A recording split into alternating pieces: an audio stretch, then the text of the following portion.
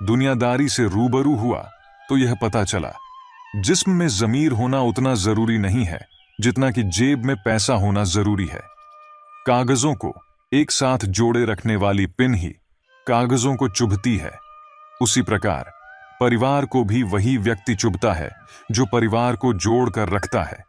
जय श्री कृष्ण मित्रों, सीक्रेट रक्षक यूट्यूब चैनल में दिल से स्वागत है।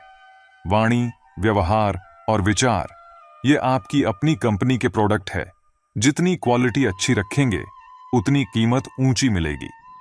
जल्दबाजी में किया गया विश्वास और मेहनत के बिना लगाई गई आस, इन दोनों का परिणाम धोखा ही होता है।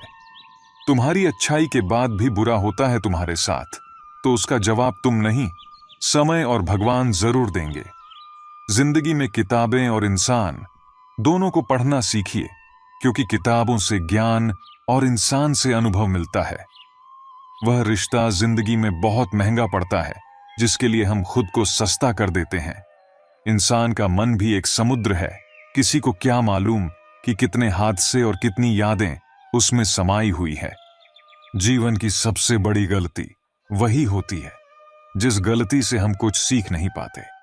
कदर और वक्त भी कमाल के होते हैं। जिसकी कदर करो वह वक्त नहीं देता, और जिसको वक्त दो वह कदर नहीं करता। जो मिला नहीं उसे पाने की ख्वाहिश जरूर करना, मगर जो मिला है उसकी बेकद्र कभी नहीं करना। कुछ और पाने की लालच में अपना वजूद ना खोना, चाहे कुछ भी हो जाए, मगर जो कदर ना करे उसके लिए कभी ना रोना। वक्त वक्त की बात है साहब। मिलने से पहले इंसान तरसता है, मिलने के बाद उसकी कदर नहीं करता। यही तो एक इंसान की ऐसी फितरत है जो उसे फिर कहीं का नहीं छोड़ती। ना वह घर का रहता है ना घाट का। जीवन की कड़वी सच्चाई से आज मिल ही लो। वक्त वक्त पर रोने वाले और बिना मतलब के कदर करने वालों का कोई सगा नहीं होता। लोग रुकते हैं जब तक उन्हें आपका साथ चाहिए।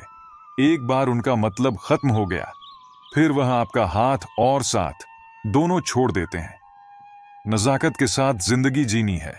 जो जुड़ना चाहेगा उससे जुड़ जाएंगे, और जो छूटना चाहेगा उसे छोड़ देंगे। अगर इस उसूल के साथ जिंदगी जीते हो तो दिल हल्का रहेगा और दिन भारी। न किसी के जाने का गम होगा और न किसी के आने की खुशी। दिल पर न बोझ रहेगा, न मन में कोई खोट रहेगी। बिना टूटे सुकून की जिंदगी जियोगे। ज्यादा कोशिशें करना भी ठीक नहीं है। कोशिश करके खुद को जलील करना भी ठीक नहीं है। जिसे रुकना होगा वो एक बार में रुक जाएगा। जिसे जाना होगा उसे 100 बार रोकने के बाद भी वह चला ही जाएगा। वह कहते हैं ना, कद्र कम हो जाती है काम हो जाने के बाद। यह दस्तूर है जमाने का। यहां गरीब जमीन पर गिरी रोटी भी हंसी खुशी खा लेता है, वहां अमीर हाथ से मिली रोटी की भी कद्र नहीं करता। कद्र करो उस इंसान की जो सबसे पास है, तुम्हारे जो नजदीक भी नहीं आना चाहते। तुम्हारे उनका तो ख्याल करना भी छोड़ दो। कदर बेगैरत लोगों की करने से लाख गुना बेहतर है। वही कदर अपने वक्त की करो, अपने आप की करो, अपने पैसों की करो, अपने हालात की करो, अपने सपनों की कदर करो, अपने फैसलों की कदर करो। हाथ की लकीरें सिर्फ सजावट बयान करती हैं। किस्मत अगर मालूम होती तो मेहनत कौन करता। कोई अगर आपके रास्ते में गड्ढा खोदे तो परेशान मत होना, क्योंकि यह वही लोग हैं जो आपको छलांग लगाना सिखाएंगे। जिंदगी में सबसे ज्यादा खुश वही रहता है जो कम साधनों में भी संतुष्ट रहता है। कैसे हो पाएगी अच्छे इंसानों की पहचान? दोनों ही नकली हो गए, आंसू और मुस्कान। बहस और बातचीत में बड़ा फर्क है। बहस सिर्फ सिद्ध करती है कि कौन सही है, और बातचीत यह तय करती है कि क्या सही है। राख की कई परतों के नीचे तक देखा, पर अफसोस वह गुरूर, वह रुबाब, वह पद और रुतबा कहीं नजर नहीं आया। ऊपर वाले तू बेशक मुझे अकेला रख, पर उन लोगों से मत मिला जो आते हैं और खेल कर चले जाते हैं। अभिमान तब आता है जब हमें लगता है कि हमने कुछ किया है। सम्मान तब मिलता है जब दुनिया को लगता है कि आपने कुछ किया है। दुआएं मिल जाएं यही काफी है। कोई भी रिश्ता बनता तो विश्वास से है, पर चलता बर्दाश्त से है। पानी और वाणी दोनों में ही हमारी छवि नजर आती है। पानी स्वच्छ हो तो चित्र, और वाणी मधुर हो तो चरित्र नजर आता है। मिल जाता है 2 पल का सुकून बंद आंखों की बंदगी में, वरना थोड़ा थोड़ा परेशान तो हर शख्स है। अपनी जिंदगी में आप जितनी सजिंदगी से रिश्ते निभाएंगे, लोग उतनी ही शिद्दत से आपका दिल दुखाएंगे। जीवन में सबसे कठिन काम आसानी से जीना है। जिसने दी है जिंदगी, उसका साया भी नजर नहीं आता। यूं तो भर जाती है झोलियां, मगर देने वाला नजर नहीं आता। उनकी परवाह मत करो जिनका विश्वास वक्त के साथ बदल जाए। परवाह सदा उनकी करो जिनका विश्वास आप पर तब भी रहे जब आपका वक्त बदल जाए। सुख और दुख जीवन की बगिया के 2 पौधे हैं और मनुष्य स्वयं उसका माली। तेरा मेरा, छोटा बड़ा, अपना पराया मन से मिटा दो, फिर सब तुम्हारा है और तुम सबके हो। कहां मिलेंगे लोग मन के मुताबिक, कुछ हमें भी ढलना पड़ता है उनके मुताबिक। अपने पास मौजूद 3 शक्तिशाली साधनों को कभी न भूले, प्रेम, प्रार्थना और क्षमा। जिम्मेदारी रास्ते खोजती है और गैर जिम्मेदारी बहाने बनाती है। मनुष्य अगर स्वाद छोड़ दे तो शरीर को फायदा, विवाद छोड़ दे तो संबंधों को फायदा, और व्यर्थ की चिंता छोड़ दे तो जीवन को फायदा। पूरे ब्रह्मांड में जुबान ही एक ऐसी चीज है जहां पर जहर और अमृत दोनों एक साथ रहते हैं। सच्चा रिश्ता एक अच्छी पुस्तक जैसा होता है, कितनी भी पुरानी हो जाए फिर भी शब्द नहीं बदलते। सुख तो सुबह के जैसा होता है, मांगने से नहीं जागने से मिलता है। अपने अंदर के बच्चे को हमेशा जिंदा रखिए साहब। हद से ज्यादा समझदारी जीवन को बैरंग कर देती है। हिसाब रखा करो आजकल लोग बड़ी जल्दी पूछ लेते हैं, तुमने मेरे लिए किया ही क्या है। अच्छे संस्कार तो माँ बाप से मिलते हैं, महंगे स्कूल तो सिर्फ शिक्षा दे सकते हैं। बड़े बुजुर्ग कहते हैं, गरीब व्यक्ति की हाय और दोगली व्यक्ति की राय कभी नहीं लेनी चाहिए। पत्थर की कीमत तब समझ आती है जब सुनसान गली में कुत्ता घेर लेता है। वक्त वक्त पर अपनी तारीफ खुद ही कर लेनी चाहिए, क्योंकि बुराई करने के लिए दूसरे लोग तो खाली बैठे हैं। ज्यादा समझदार और मूर्ख में कोई फर्क नहीं होता, यह दोनों किसी की नहीं सुनते। कदर होती है इंसान की जरूरत पड़ने पर ही, बिना जरूरत के तो हीरे भी तिजोरी में रहते हैं। जितनी भीड़ बढ़ रही है जमाने में, लोग उतने ही अकेले होते जा रहे हैं।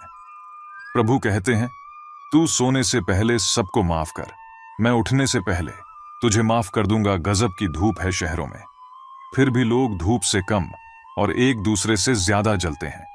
धोखे की खासियत यही है जनाब, ये विश्वास के साथ मुफ्त मिलता है। कितना अजीब है ना साहब, 84 लाख जीवों में एक मानव ही धन कमाता है।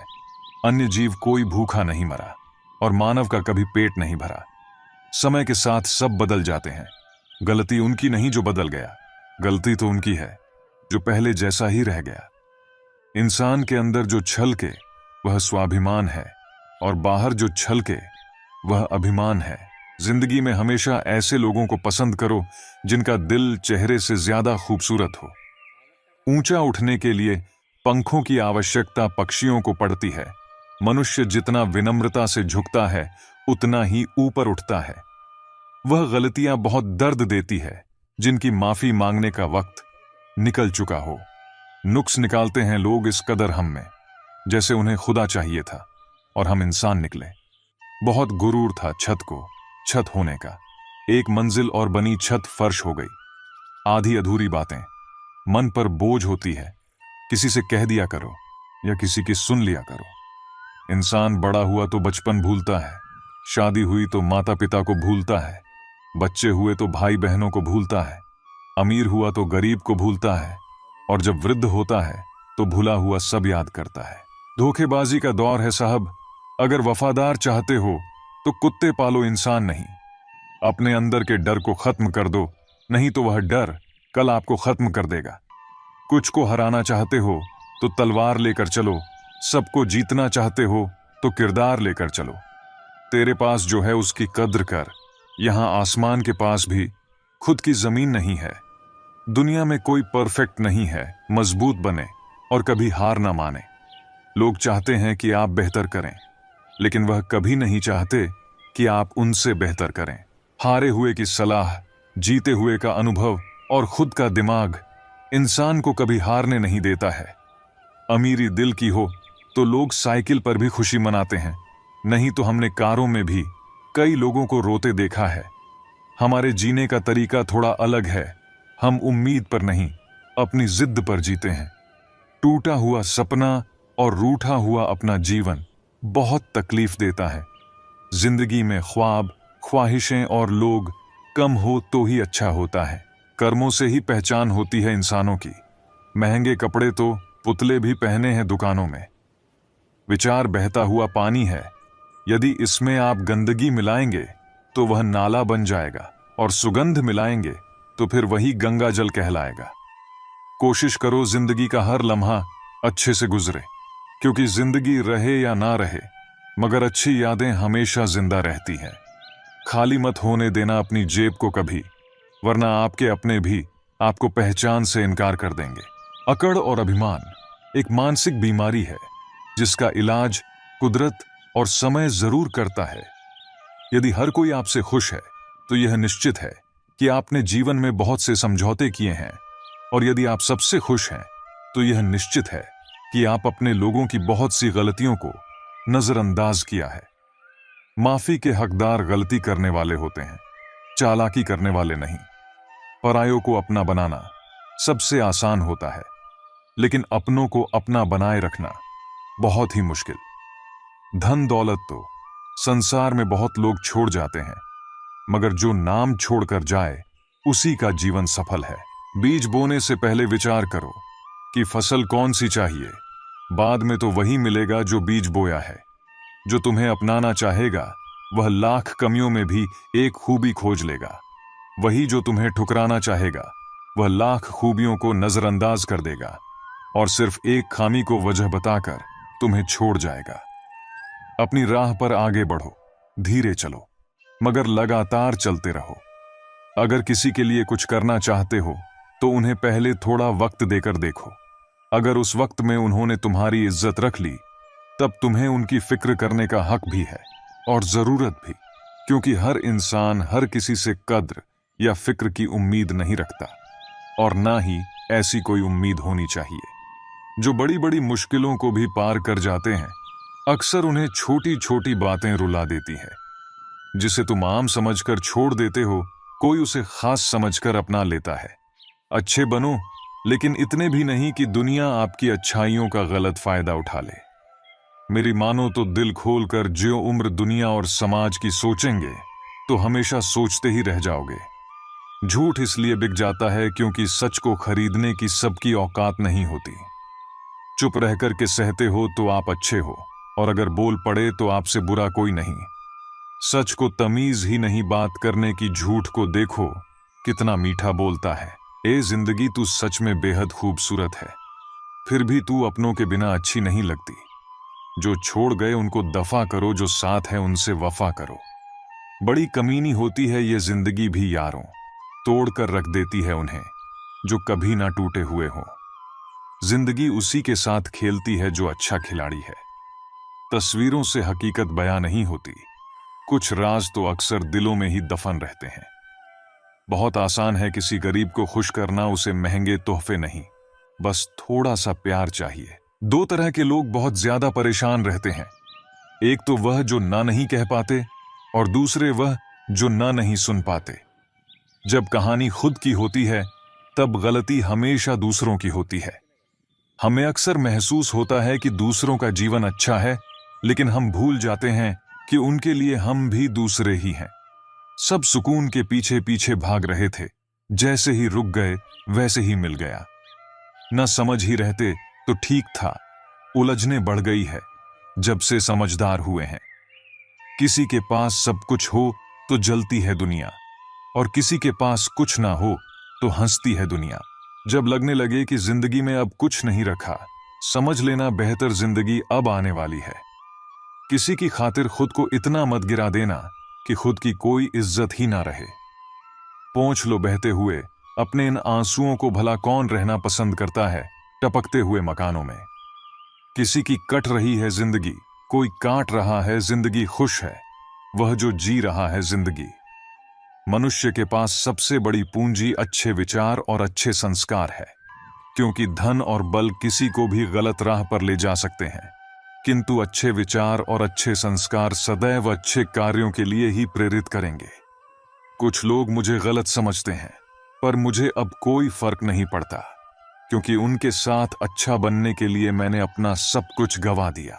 हमारे जीवन में एक समय ऐसा भी आता है जब हमें यह तय करना होता है कि हमें पन्ना पलटना है या किताब बंद करनी है। कुछ लोग अपनी अकड़ की वजह से कीमती रिश्ते खो देते हैं, और कुछ लोग रिश्ते बचाते बचाते अपनी कदर ही खो देते हैं। पता नहीं इतनी होशियारी कहां से सीखते हैं। लोग साथ भी रहते हैं, ईर्ष्या भी करते हैं, रिश्ते भी निभाते हैं, दुश्मनी भी निभाते हैं, मुंह पर कुछ और पीठ पीछे कुछ और होते हैं। कुछ लोगों में यह काबिलियत भी होती है, आप कितनी भी अच्छी बात कहे वह उसमें बुराई खोज लेते हैं। याद रखना, अक्सर वही लोग हम पर उंगली उठाते हैं जिनकी हमें छूने की औकात ना हो। बारिश की बूंदें भले ही छोटी हों, लेकिन उनका लगातार बरसना बड़ी नदियों का बहाव बन जाता है। वैसे ही छोटे छोटे प्रयास हमारे जीवन में बड़ा बदलाव ला सकते हैं। वक्त तजुर्बा तो देता है, पर मासूमियत छीन लेता है। जैसी करनी वैसी भरनी, फिर भी इंसान करे अपनी मनमानी। हीरे को परखना है तो अंधेरे का इंतजार करो, धूप में तो कांच के टुकड़े भी चमकने लगते हैं। कड़वी सच्चाई बोल देने वाले लोग झूठे दिलासा देने वाले लोगों से लाख गुना अच्छे होते हैं। प्यार और उधार उसी को बांटो जिनसे वापसी की उम्मीद हो। हर इंसान की दो कहानियां होती हैं, एक वह जो सबको सुनाता है और दूसरी वह जो सबसे छुपाता है। किसी दुखी व्यक्ति के लिए थोड़ी सहायता ढेर उपदेशों से कहीं ज्यादा अच्छी है। इंसान का सबसे बड़ा दुश्मन उसका दिमाग होता है, पकड़ पकड़ कर लाता है उन लम्हों को जो तकलीफ देते हैं। अगर कोई आपसे कुछ मांगे तो दे दिया करो, शुक्र करो। ऊपर वाले ने आपको देने वालों में रखा है, मांगने वालों में नहीं। जिंदगी चाहे एक दिन की हो या चाहे 4 दिन की, उसे ऐसे जियो जैसे कि जिंदगी तुम्हें नहीं मिली, जिंदगी को तुम मिले हो। यहां हर किसी में कोई ना कोई कमी है। बाहर से मुस्कुराता चेहरा, अंदर आंखों में नमी है। हर चीज की कीमत इंसान को 2 परिस्थितियों में समझ आती है, उस चीज को पाने से पहले और उस चीज को खोने के बाद। इसलिए जो आपके पास है उसकी कदर करें। जिंदगी मानो एक साइकिल की तरह होती है, बैलेंस बनाए रखने के लिए लगातार चलना पड़ेगा। खुशियां तकदीर में होनी चाहिए, तस्वीर में। तो हर कोई मुस्कुराता है। दरवाजे पर लिखा था, आज मैं बहुत दुखी हूं, कोई भी मेरे पास मत आना। सच्चा दोस्त अंदर आया और बोला, मुझे पढ़ना नहीं आता मेरे दोस्त। रिश्ते भले ही कम बनाओ, लेकिन दिल से निभाओ, क्योंकि आजकल इंसान अच्छाई के चक्कर में अच्छे को खो देता है। जब इंसान सफल होने लगता है, तब इंसान खुश नहीं होते हैं, बल्कि जलने लगते हैं। कभी कभी भी जिंदगी ऐसे चौराहे पर खड़ी कर देती है जहां एक फैसले की कीमत बहुत बड़ी होती है। अनमोल होते हैं वह मोती जो आंखों के सागर से निकलते हैं, लेकिन कुछ लोग ना समझ उनकी भी कीमत लगा लेते हैं। बात तो सिर्फ जज्बातों की होती है, वरना मोहब्बत तो 7 फेरों के बाद भी नहीं होती। कद्र करो उनकी जो तुम्हें दिल से चाहते हैं, वरना चेहरे पर तो हर कोई मरता है। दुनिया आपके बारे में क्या सोचती है ये जरूरी नहीं, क्योंकि दुनिया की सोच बदल जाती है वक्त बदलते ही। जय श्री कृष्ण मित्रों, सीक्रेट रक्षक यूट्यूब चैनल पर दिल से स्वागत है। जो इंसान दूसरों की खुशी में खुश रहना जानते हैं, वही लोग दुनिया में सबसे ज्यादा खुश रहते हैं। खुश रहना है तो जिंदगी के फैसले अपनी परिस्थितियों को देख कर ले। दुनिया को देख कर जो फैसले लेते हैं वह हमेशा दुखी ही रहते हैं। जिंदगी कितनी भी बुरी क्यों ना हो, जब कोई अपना साथ देता है तो अच्छा लगता है। जब तक हमें दुनिया ठुकरा नहीं देती, तब तक हमें परमात्मा की याद नहीं आती। ये आग भी अजीब चीज है, सच बोलने से ही लग जाती है। वक्त और किस्मत पर कभी घमंड ना करो, सुबह उनकी भी होती है जिन्हें कोई याद नहीं करता। बड़े अजीब है इस दुनिया में लोग, यह ऊपर वाले को तो एक मानते हैं, लेकिन ऊपर वाले की एक नहीं मानते। रिश्तों की डोर कमजोर तब होती है जब इंसान गलत फहमी में पैदा होने वाले सवालों के जवाब खुद ही बना लेता है। जिंदगी का एक साधारण सा नियम है, अगर आपको कोई बात खुद के लिए पसंद नहीं है तो उसे दूसरों के साथ भी मत करो। वक्त बदल देता है, हालात भी, जज्बात भी और ख्यालात भी। दूसरों को महंगा करोगे तो खुद सस्ते हो जाओगे। अपनी तारीफ करने वालों से ज्यादा गलतियां निकालने वालों को सीरियस लो। चाहे जितनी भी पीड़ा तुम भोग रहे हो, सब तुम्हारे निर्णय का फल है, और जिस दिन तुम निर्णय बदल दोगे उसी दिन जीवन बदल जाएगा। ईश्वर ने दूसरों को क्या दिया है यह देखने में हम लोग इतने व्यस्त रहते हैं, और ईश्वर ने हमें क्या दिया है वह देखने का हमें वक्त ही नहीं होता। दूसरों की मदद करते हुए यदि दिल में खुशी हो तो वही सेवा है, बाकी सब दिखावा है। कोयला और मनुष्य की जलन तब शांत होती है जब वह स्वयं राख हो जाए। इंसान ने वक्त से पूछा कि मैं हार क्यों जाता हूं। वक्त ने कहा कि धूप हो या छांव हो, काली रात हो या बरसात हो, चाहे कितने भी बुरे हालात हों, मैं हर वक्त चलता रहता हूं, इसीलिए मैं जीत जाता हूं। तू भी मेरे साथ चल तो कभी नहीं हारेगा। क्या आपने कभी सोचा है कि मां लक्ष्मी किस घर में सदा निवास करती हैं? भगवान श्री कृष्ण ने एक अद्भुत कथा के माध्यम से इस रहस्य को उजागर किया है।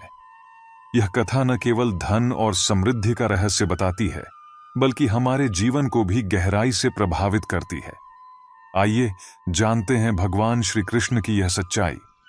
एक समय की बात है, देवर्षि नारद भगवान श्री कृष्ण से मिलने के लिए द्वारिका नगरी में पधारे। नारद जी को देखकर भगवान श्री कृष्ण कहते हैं, हे देवर्षि, पधारिए, द्वारिका नगरी में आपका स्वागत है। आज द्वारिका में आने का क्या प्रयोजन है? देवर्षि नारद कहते हैं, हे प्रभु, मन में आपके दर्शन करने की इच्छा हुई, सो चला आया। भगवान श्री कृष्ण मुस्कुराते हुए कहते हैं, हे देवर्षि, अवश्य ही आपके मन में आज कोई ना कोई बात चल रही होगी, इसीलिए निसंकोच होकर पूछ लीजिए। देवर्षि नारद कहते हैं, हे प्रभु, आप तो सब कुछ जानते हैं। मेरे मन में जो भी शंका है उसके विषय में भी आपको पता है, लेकिन फिर भी अगर आप पूछ रहे हैं तो मैं बताने की चेष्टा करता हूं। हे प्रभु, आज मैं आपके पास यह जानने के उद्देश्य से आया हूं कि किस कारण से मनुष्य के जीवन में दरिद्रता आती है। देवी लक्ष्मी किस कारण से मनुष्य के घर का त्याग करके चली जाती है, और वह कौन सा पुण्य है जिससे देवी लक्ष्मी सदैव ही मनुष्य के घर में वास करती है। भगवान श्री कृष्ण कहते हैं, हे देवर्षि, आज आपने समस्त मानव जाति के कल्याण के उद्देश्य से अत्यंत महत्वपूर्ण बात पूछी है। देवी लक्ष्मी के कारण ही मनुष्य के घर में सुख समृद्धि का वास होता है, और जब देवी लक्ष्मी घर का त्याग करके चली जाती है तो उस घर में दरिद्रता का ही वास होता है। इस विषय में एक प्राचीन कथा कही गई है जो मैं आपको सुनाता हूं। जो भी मनुष्य इस कथा का श्रवण करता है उसके घर में देवी लक्ष्मी के साथ समस्त पुण्य निवास करते हैं। इसीलिए आप इस कथा का श्रवण कीजिए और इसका तीनों लोकों में प्रचार कीजिए। देवर्षि नारद कहते हैं, हे प्रभु, कृपया आप मुझे वह कथा सुनाइए। आपके मुख से इस कथा को सुनना मेरा सौभाग्य है। मैं इस कथा को पूरा सुनूंगा और इसका प्रचार तीनों लोकों में करूंगा। भगवान श्री कृष्ण कहते हैं, हे देवर्षि, जो मनुष्य सत्य का साथ देता है, ईश्वर उसका साथ कभी नहीं छोड़ते हैं। आज मैं आपको महाराज हर्षवर्धन की कथा सुनाता हूं, जिन्होंने देवी लक्ष्मी का त्याग करके दरिद्रता को ग्रहण कर लिया था। त्रेता युग की बात है। भारतवर्ष में सत्यवादी धर्मात्मा राजा हर्षवर्धन राज्य करते थे। उनका राज्य कुंतल प्रदेश पर था। उनके राज्य की प्रजा उनसे अत्यंत संतुष्ट रहा करती थी। महाराज हर्षवर्धन दानवीर और वचन का पालन करने वाले थे। वे सदैव अपनी प्रजा के हित का ही विचार करते थे।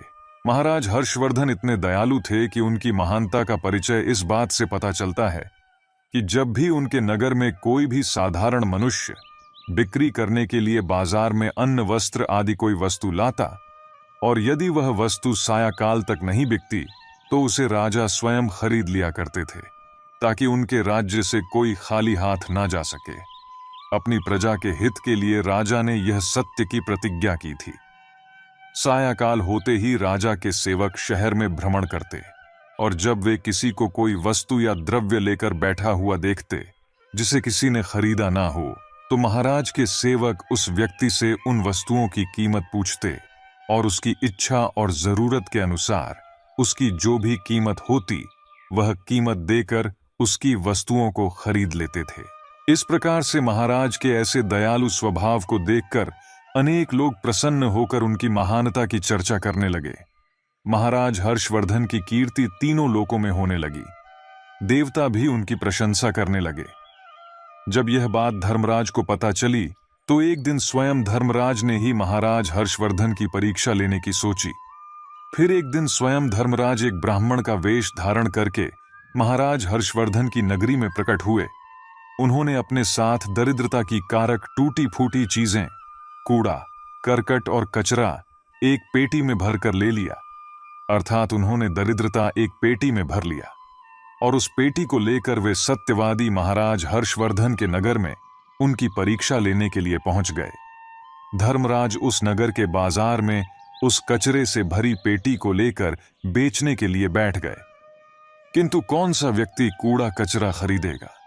ब्राह्मण रूपी धर्मराज दिन भर वहीं पर बैठे रहे, लेकिन किसी ने भी उनका कूड़ा कचरा नहीं खरीदा। जब सायंकाल हुई तब राजा के सेवक हमेशा की तरह बाजार में घूमने लगे। जिसका भी बिक्री का सामान बचा होता उसे वे उचित धन देकर खरीद लेते थे ताकि कोई खाली हाथ घर न जा सके।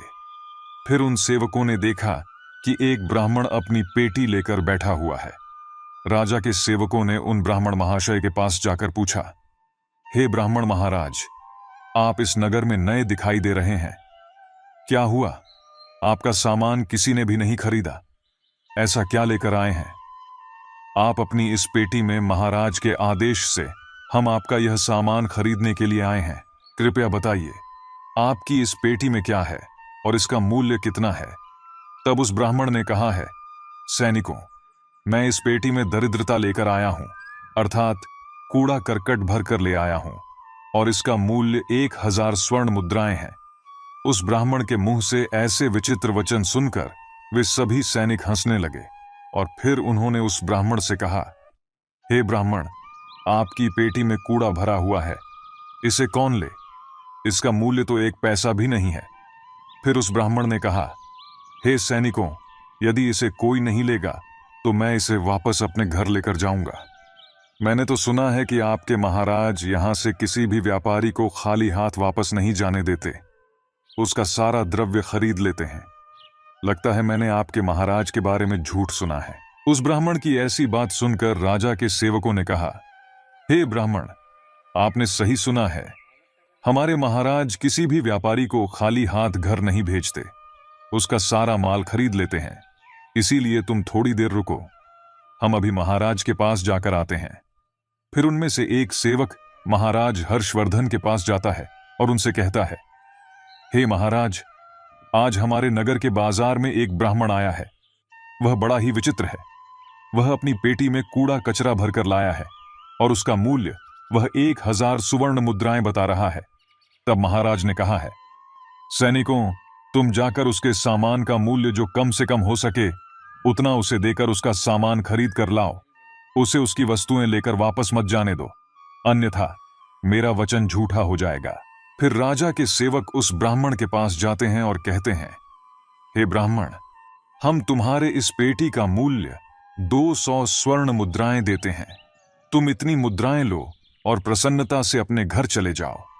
किंतु उस ब्राह्मण ने कहा, हे सैनिकों, मैं 1000 स्वर्ण मुद्राओं से 1 पैसा कम नहीं लूंगा। यदि तुम मेरा सामान खरीदना चाहते हो तो खरीदो, नहीं तो मैं अपना सामान लेकर वापस चला जाता हूं। तब उन राजा के सेवकों ने कहा, हे ब्राह्मण, अब हम तुम्हें इस पेटी के बदले 500 मुद्राएं देते हैं। इतना मूल्य तुम्हारे लिए सही रहेगा। लेकिन फिर भी वह ब्राह्मण नहीं माना और 1000 स्वर्ण मुद्राओं पर ही अड़ा रहा और कहने लगा, मेरा सामान लेना है तो लो, नहीं तो मैं चला। तब फिर से वह सैनिक लौटकर राजा के पास जाता है और उनसे कहता है, हे महाराज, उस ब्राह्मण को हमने 500 स्वर्ण मुद्राएं देने की कोशिश की, किंतु वह फिर भी नहीं मान रहा है। उसकी पेटी में कचरा और दरिद्रता भरा पड़ा है, लेकिन फिर भी वह 1000 मुद्राएं ही मांग रहा है। हे महाराज, आपको उसका कचरा 1000 मुद्राओं में नहीं खरीदना चाहिए। महाराज हर्षवर्धन कहते हैं, सैनिकों, यह मेरे सत्य की प्रतिज्ञा है। मैं किसी भी व्यक्ति को अपने राज्य से खाली हाथ जाने नहीं दे सकता। हम सत्य का त्याग कभी नहीं करेंगे। इसीलिए तुम लोग जाओ और वह ब्राह्मण जो कीमत कह रहा है उसमें उसकी वस्तुओं को खरीद कर लेकर आओ। इसमें संकोच मत करो। फिर वह सिपाही ब्राह्मण के पास लौट कर आ गए। उन्होंने उस ब्राह्मण को 1000 सुवर्ण मुद्राएं दी और उसकी दरिद्रता से भरी हुई पेटी ले ली। वह ब्राह्मण मुद्राएं लेकर चला गया और फिर सिपाही उस दरिद्रता से भरी पेटी को लेकर राजमहल में लौट आए। फिर महाराज ने उस पेटी को राजमहल के अंदर रखवा दिया। रात्रि में जब सोने का समय हुआ तब महाराज के राजमहल के द्वार से एक अत्यंत सुंदर स्त्री निकली। उस स्त्री के 4 हाथ थे, हाथों में कमल पुष्प थे। उस सुंदर स्त्री ने नाना प्रकार के आभूषण धारण किए हुए थे। महाराज महल के बाहर बैठे हुए थे। जब महाराज ने उस अत्यंत सुंदर स्त्री को देखा तो महाराज आश्चर्य में पड़ गए और उन्होंने उस स्त्री से पूछा, हे देवी, आप कौन हैं? इस रात्रि के समय में आप यहां पर क्या कर रही हैं? आप कहां से आ रही हैं और कहां पर जा रही है? महाराज की ऐसी बात सुनकर वह स्त्री बोली, हे राजन, मैं तुम्हारे राज्य की लक्ष्मी हूं। आप सत्यवादी धर्मात्मा हैं, इसी कारण से मैं आपके राज्य महल में निवास करती हूं। किंतु आज आपके राज्य महल में दारिद्र्य आ गया है और जहां पर दरिद्रता रहता है उस स्थान पर लक्ष्मी निवास नहीं करती है। आज आपने एक पेटी में भरा दरिद्रता अपने घर में रखा है, इसीलिए अब मैं यहां से जा रही हूं। तब महाराज हर्षवर्धन ने हाथ जोड़कर प्रणाम करके देवी लक्ष्मी से कहा, हे मां लक्ष्मी, आपकी जैसी इच्छा। मैं अपने वचन और प्रतिज्ञा से बंधा हुआ हूं। मैं अपना वचन नहीं तोड़ सकता। इस कारण से मैं उस दारिद्र्य से भरी पेटी को लेने से मना नहीं कर सकता था। कृपया आप मुझे क्षमा कीजिए। तब देवी लक्ष्मी महाराज के राजमहल का त्याग करके चली जाती है। थोड़ी देर बाद राजा ने एक बहुत ही सुंदर युवा पुरुष को राजमहल के दरवाजे से निकलते देखा तो महाराज ने उससे पूछा, हे देव, आप कौन हैं? यहां पर कैसे आए और आप कहां जा रहे हैं? उस सुंदर पुरुष ने कहा, हे राजन, मेरा नाम दान है। आप सत्यवादी धर्मात्मा हैं, सदैव धर्म का पालन करते हैं। इसी कारण से मैं आपके राजमहल में निवास करता था, किंतु अब देवी लक्ष्मी आपके राजमहल को त्याग कर चली गई है। लक्ष्मी के बिना आप दान कहां से करेंगे? इसीलिए मैं भी अब आपको छोड़कर जा रहा हूं।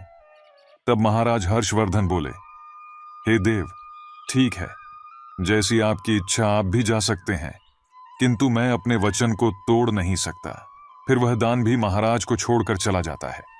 उसके बाद अन्य एक सुंदर पुरुष राजमहल से निकलता हुआ दिखाई पड़ा। तब महाराज ने उससे पूछा, हे देव, आप कौन हैं और कहां जा रहे हैं? तब उस पुरुष ने कहा, है राजन, मैं यज्ञ हूं। आप सत्यवादी धर्मात्मा हैं। आप सदैव दान धर्म करते थे, इसी कारण से मैं आपके राज्य में निवास करता था। किंतु अब देवी लक्ष्मी और दान आपका घर छोड़कर चले गए हैं, इसलिए मैं भी जा रहा हूं। क्योंकि लक्ष्मी के बिना यज्ञ नहीं किया जा सकता और दान के बिना यज्ञ संपन्न नहीं हो सकता। इसीलिए मैं भी आपका त्याग करके जा रहा हूं। महाराज हर्षवर्धन ने कहा, हे देव, ठीक है, जैसी आपकी इच्छा आप भी जा सकते हैं, किंतु मैं अपने वचन का त्याग नहीं करूंगा। फिर वह यज्ञ भी राजमहल को छोड़कर चला जाता है। फिर कुछ समय बाद एक अन्य अत्यंत सुंदर पुरुष राजमहल से जाता हुआ दिखाई देता है। तो राजा ने उनसे भी पूछा, हे महाशय, आप कौन हैं और राजमहल छोड़कर क्यों जा रहे हैं? तब उस पुरुष ने कहा, हे राजन, मैं यश हूं। आपके पुण्य के कारण मैं आपके घर में निवास कर रहा था, किंतु अब आपके यहां से लक्ष्मी दान यज्ञ आदि सब चले गए हैं, तो उनके बिना आपको यश की प्राप्ति नहीं हो सकती। इसी कारण से मैं भी यहां से जा रहा हूं। तब राजा ने उन्हें भी नमस्कार किया और आदर पूर्वक जाने दिया। फिर उसके बाद अन्य एक अत्यंत सुंदर स्त्री राजमहल से निकली, जिसने सुंदर वस्त्र परिधान किए हुए थे। उसे देखकर राजा ने पूछ लिया, हे देवी, आप कौन हैं और आप किस कारण से मेरे राजमहल का त्याग कर रही हो? तब वह स्त्री बोली, हे राजन, मैं कीर्ति हूं। लक्ष्मीदान यज्ञ और यश ने भी आपका साथ छोड़ दिया है, तो उनके बिना मैं भी आपके राजमहल में नहीं ठहर सकती, इसीलिए मैं भी जा रही हूं। तब राजा ने उन्हें भी जाने दिया। फिर अंत में एक अत्यंत सुंदर पुरुष राजमहल से निकला और उसे देखकर राजा ने पूछा, हे देव, आप कौन हैं और आप भी हमारे राजमहल को छोड़कर क्यों जा रहे हैं? तब उस पुरुष ने कहा, हे राजन, मैं सत्य हूं। आप एक सत्यवादी धर्मात्मा राजा हैं, इसीलिए मैं आपके यहां निवास करता था। किंतु अब आपके यहां से लक्ष्मीदान यज्ञ, यश, कीर्ति आदि सभी चले गए हैं, तो मैं भी यहां से जा रहा हूं। तब महाराज हर्षवर्धन ने कहा, हे सत्य, आप भी मेरा त्याग कर रहे हैं, किंतु मैंने तो आपका कभी त्याग ही नहीं किया। आपका त्याग न करने के कारण ही सभी मुझे छोड़कर जा रहे हैं, इसीलिए आप मुझे छोड़कर कैसे जा सकते हैं? मैंने अपने सत्य वचन का पालन करने के लिए ही दरिद्रता को अपने घर में रखा था। मैंने संसार के कल्याण के लिए यह वचन दिया था कि मेरे राज्य से कोई भी खाली हाथ नहीं जाएगा। जो भी मेरे राज्य में कोई वस्तु बेचने आएगा, यदि उसकी वस्तु कोई नहीं खरीदेगा तो उसे मैं खरीद लूंगा। इसीलिए मैंने अपने सत्य वचन का पालन करने के लिए उस ब्राह्मण को 1000 स्वर्ण मुद्राएं देकर उससे दरिद्रता को खरीद लिया था। उसी दरिद्रता की पेटी के कारण देवी लक्ष्मी ने आकर मुझसे कहा कि वे उस स्थान पर निवास नहीं करती हैं जिस स्थान पर दरिद्रता रहता है, और देवी लक्ष्मी के जाते ही यज्ञ, दान, यश, कीर्ति सब मुझे छोड़कर चले गए। मेरे सत्य वचन का पालन करने के लिए ही मैंने उन सभी को जाने दिया, और अब आप भी मुझे छोड़कर जा रहे हैं। महाराज हर्षवर्धन की बात सुनकर वह सत्य बोला, हे राजन, यदि आपने मेरे लिए ही इन सब का त्याग किया है तो ठीक है, मैं आपका राजमहल छोड़कर नहीं जाऊंगा। आप सचमुच बड़े पुण्यात्मा और सत्यवादी हैं, इसीलिए अब से मैं आपके राजमहल में ही निवास करूंगा। और वह सत्य फिर से राजमहल में लौट गया।